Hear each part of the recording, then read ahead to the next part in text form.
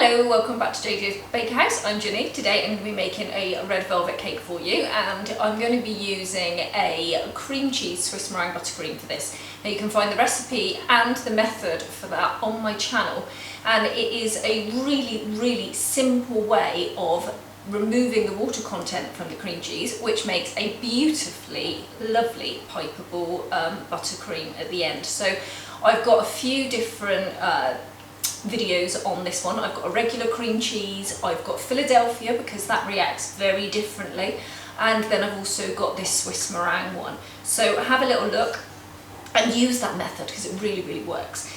Okay then, let's make this red velvet cake. So I will put the ingredients in the description box underneath, so if you don't want to write this down, then just have a look in the description box. So I'm going to start with the dry ingredients as always. So I've got 350 grams of plain flour and 4 tablespoons of cocoa powder going into there. And next I'm going to add 350 grams of caster sugar to that one, followed by a teaspoon of baking powder and a teaspoon of bicarbonate of soda. And it's the bicarbonate of soda and vinegar mix which is what gives this the lovely fluffy cake with a lovely reaction that it makes. So let's pop that sugar in and those raisin agents in, and then we're just going to give this a spin around just so that we know that it's completely combined before I add any of the wet ingredients. So I just put a cloth over the top so that I don't get covered and it doesn't fly out everywhere. You can do this by hand if you like, but I've got the cream and paddle so I know that it will fully incorporate. But if you haven't got the cream and paddle and you're using a normal paddle, you might just want to do this bit by hand so that you know you've got to the bottom properly. Right, so that's fully incorporated. Okay, so to this I'm now going to add my wet products. The vinegar will be added completely last. So I am going to first show you how I'm going to add my red paste. So I'm going to use quite a lot. So it's probably about half a teaspoon to a teaspoon into there. Now I add this into fluid because then it saves the machine struggling, and if it's a thick paste, because sometimes you can get paste that's really quite thick and lumpy and you need to be able to add it to a liquid before it comes in here, otherwise you're going to end up with red velvet with streaks everywhere and it's just not going to look very nice. Now this is buttermilk. I've got 125 mils of buttermilk here. Now I make my own buttermilk, so I added half a teaspoon of lemon juice to 125 mils of milk and left it on the side for about 10 minutes, and it gives it that lovely curdled effect. So it saves me buying it and leaving it on the sides. So if you think that's strong enough, I think I'm going to add just a tiny little bit more. So I'm just going to grab out a teaspoon and put some more in. Don't go too deep with your red. If you go for a very dark, deep red, then it will mix with the brown and it doesn't seem to have that real punchy colour to it. So I've gone with Christmas red, and it should bring out quite a nice red colour there. So there we are. So whoops, I'm now going to add that into my mixture. Brilliant.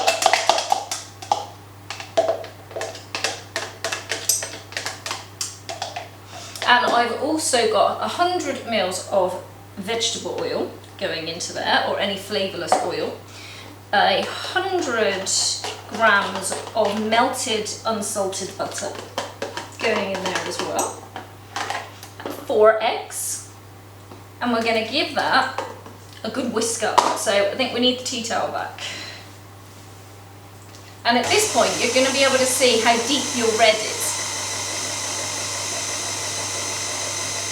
So letting that go, that should, there we go. Right. That's mixing up lovely there. Obviously you don't want to mix it too much, but that's looking nice. And obviously the bread will come through a little bit more when you bake it, but that looks nice. Obviously you're always going to get an issue with the cocoa powder. It's always going to bring that darkness out of it. So that's why you need a real punchy red, otherwise you're not going to get that vibrant colour.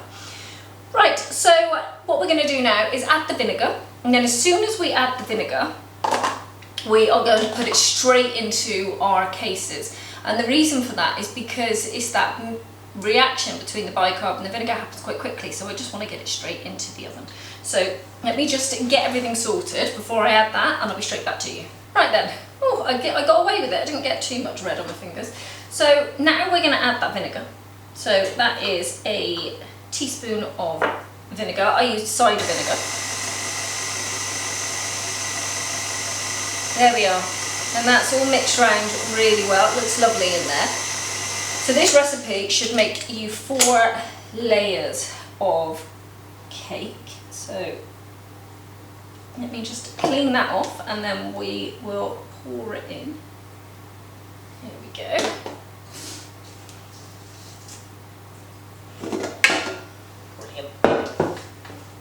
Okay.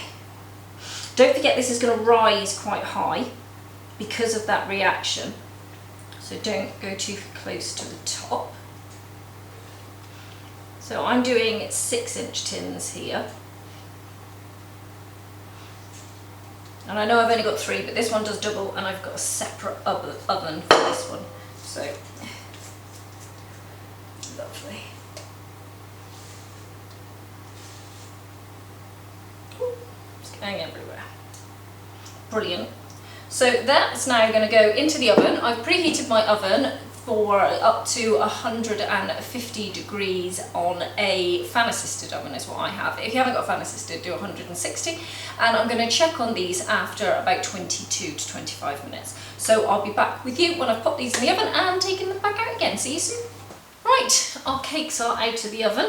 So mine took 30 minutes at 150 because I made them a bit thicker. So I'm actually just going to use 3 layers out of these. If you make them a little bit less, then you will get the 4, but mine have, I've gone quite thick with the layers. I prefer a nice thick layer. So I'm going to turn them out of my tins now, and then I'm going to just level them off. So once I've leveled them off, I will be straight back with you. Okay then, so I have levelled off my cakes there. As you can see, they're a really lovely colour, and they've got a lovely bounce to them as well. They're ever so soft, really, really good. So like I said, you could have made the 4 layers, but I prefer the thickness of this one, so I'm happy with that. So now we've got our Swiss meringue cream cheese buttercream that you could have got that recipe and the method off of my channel. So just to go through it again, I've got 3 different recipes for cream cheese buttercream on my channel. I've got a regular cream cheese buttercream that is made using store-bought own brand cream cheese. I've also then got one for Philadelphia, because the method and the way that I do these, by removing the water from the cream cheese to make it beautifully pipeable and not runny, works in a very different way between the cream cheese from just regular store-bought and Philadelphia. They have 2 slightly different processes. And I've also got the cream cheese Swiss meringue buttercream, which are far too many words put together. So I've got all of those 3. So for this one, I'm using the Swiss meringue cream cheese buttercream. So have a look on my channel and pick which one of these that you would like. Make sure that you do follow the methods of them exactly, or it won't work. But once you do it, you'll never go back, because it really, really makes a beautiful cream cheese buttercream, whichever one that you decide to use. So right now I've got the Swiss meringue one. I have got my table there, and I'm just going to put a little bit of this onto the bottom and stack this up. There we go. Now if you wanted to do a naked cake, an exposed cake, then you would be better off just cutting this outer layer off, because this is the brownest layer. Anything that that's been exposed to the heat of the oven, there is always a different colour, whereas you'll always find that nicer colour right on the inside. But I'm going to cover this one, so it really doesn't make any difference. Right then, so let's put on some of the buttercream here. See, with that there, look how spreadable that is. It's such a lovely consistency. Really, really good, just the way you want it. It's like working with just regular buttercream. You wouldn't think it was a cream cheese. Right, try and make sure that you get your layers as even as you possibly can. Pop on the next one there. I like to turn it upside down and always work with the flattest part. So then take that one off.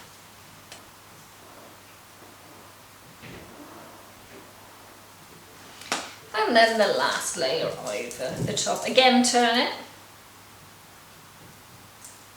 and pop it on like that. There we are. Okay, and then just continue as you would do. And then we're going to crumb coat this one and then decorate afterwards. Now that looks lovely there. If you'd wanted it just to be exposed, those layers are really, really nice. So you could have done a nice naked cake on that.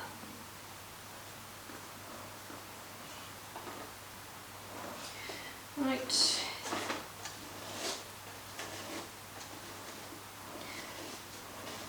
All the way around. So you get that all through.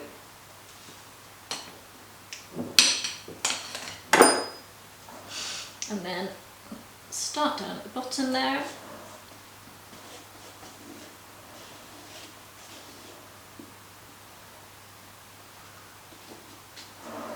And work the way all the way to the top. If you're not sure, just bring it up on an angle like this so that you're coming up towards that top part.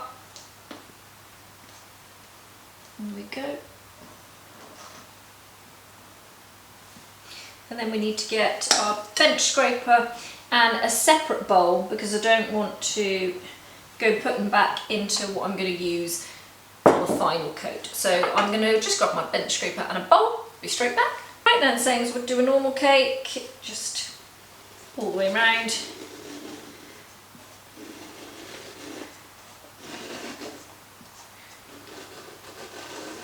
There we go. Filling in the bits that you can see aren't right.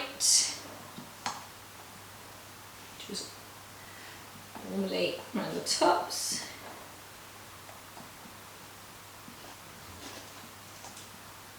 And smooth it all out.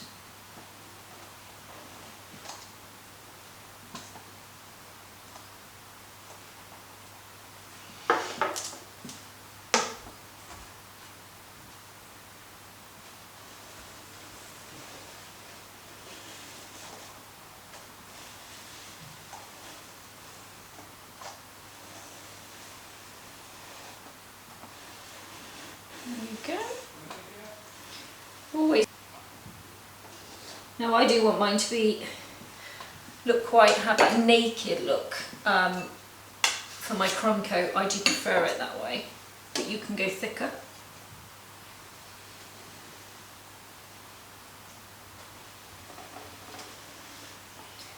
You're just really trying to get the shape.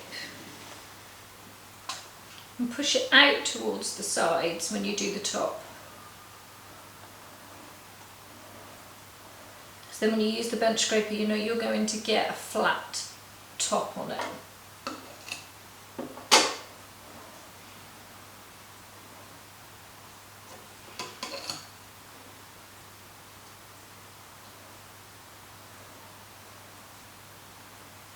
Lovely.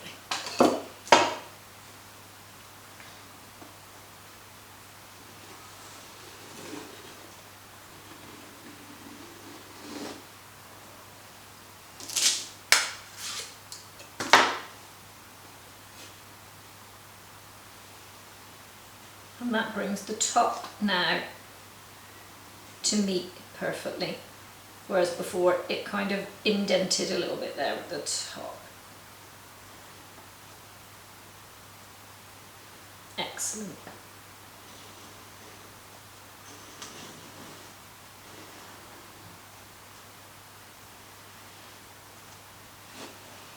Lovely. So I'm going to put this into the fridge, and then take it out and we'll put the last coat on the top. So I'll put it in the fridge for around about half an hour. So I will see you in a moment. Right then, so I've had this in the fridge and I actually really like the naked look on this. So I'm not going to put an extra coat over the top of this because I think it would be such a pity to take away from the naked look on this. So what I'm going to do is I'm just going to create a design across the top. So I've got some of the Swiss meringue just in the regular colour here, and then some of it I have coloured red. So what I'm going to do is just simply put on some lovely blobs all around the outside here.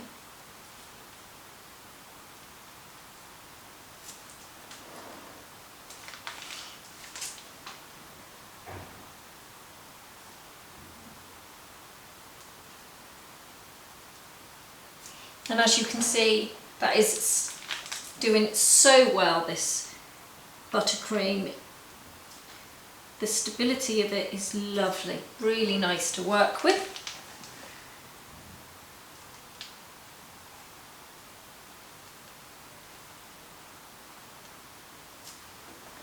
So just pushing down with this and lifting, making a lovely effect. Very simple.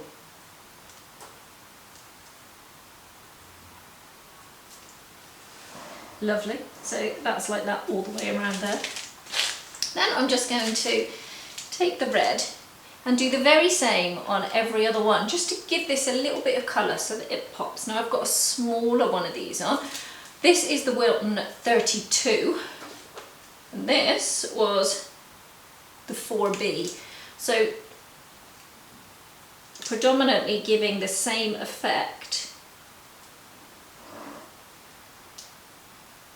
but in different sizes. So again, pushing down and lifting.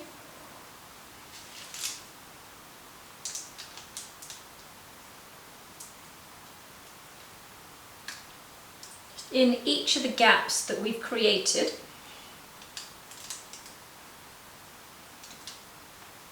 I think it's just nice to have a little bit of that colour popping through the top there.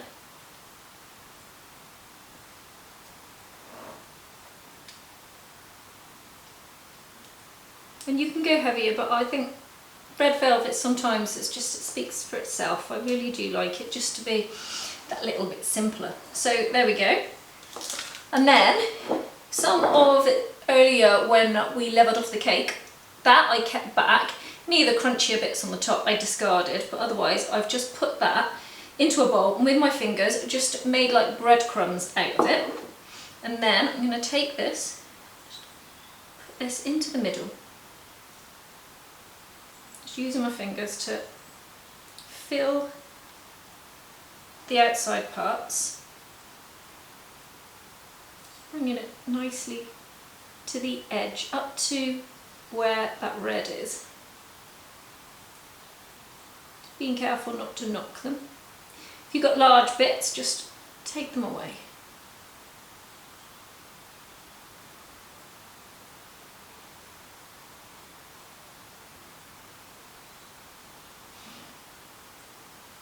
Okay.